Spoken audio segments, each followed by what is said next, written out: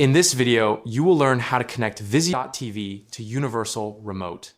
To connect a Universal Remote to a Vizio TV, start by placing the remote into its pairing or setup mode, usually done by holding the setup, prog, or power button until the indicator light stays solid. Once the remote is ready, press the TV button so it knows which device you're programming. Enter one of the standard Vizio codes, such as 0178 1000 758, 10178, 12707, or 10864, and wait for the indicator light to confirm the code. After that, test the connection by trying the power, volume, and channel buttons. If the TV doesn't respond, repeat the process with a different code.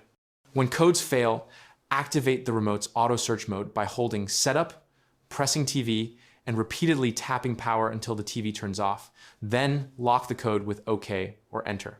Once saved, your Universal Remote will operate your Vizio TV as part of your home setup. That's all.